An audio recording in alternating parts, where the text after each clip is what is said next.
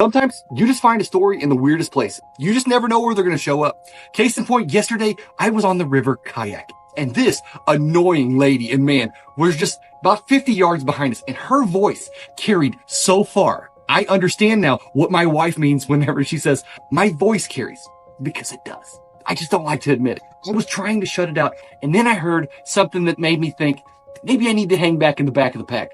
This lady told the guy that she was with that you should see all the things that he's did since he's been dead. Did she just say what I think she said?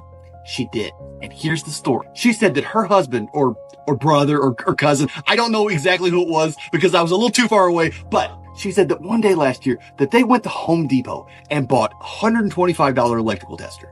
And she started complaining that the moment that they got it out of the box, they lost the back cover to the batteries. And she started carrying on about how much money this tester costed and how they immediately lost the back cover for it. She apparently never let the guy live this down. Now fast forward 6 or 7 months. This guy passes away. And the lady gets some kind of contractor to show up at her house and doing some electrical work. And he informs the lady that he forgot his electrical tester at home, that he wishes he had one. And she says, well, I have one, but my husband or brother or cousin or whatever has lost the back battery cover. He says, I don't need that part. Not necessary. So she goes and puts some batteries in it. And she walks back towards the guy. And then she thought, you know what I should do?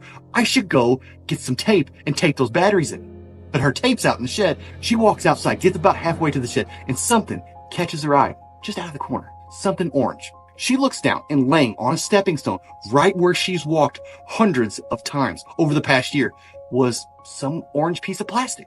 But immediately, she said she got cold chills all over her body. And before she even looked down, she knew what she was going to see. It was the cover for that electrical tester. She reaches down, picks it up, and as soon as she picks it up, she said a wave of cold washed all over her body like a ghost had just walked through it. She takes the cover and slides it right back on the electrical tester and walks in the house. She hands the electrical tester to the guy, who immediately says, I thought you said the back cover was missing, and she could not speak. For 10 minutes, she sat and thought about all the scenarios that could have happened on how that electrical tester cover was on that stepping stone, something she's walked past hundreds of times. She couldn't think of anything. The guy finishes his job, walks over to her, and then she tells him the story after it's all said and done. When she gets to this point in the story, I realize that I'm only like 15 yards away from them. I had slowed down so much that I was listening to this story. I was too close to them. And so I start paddling really freaking fast. So I didn't get to hear all the other stories that has happened since her husband or cousin or brother or whoever the fuck. All the stories that have happened since they've been dead. Sometimes you hear stories in the weirdest places. And as far as I'm concerned, I guess she could have been a ghost herself. I actually never thought of that. Damn it, man.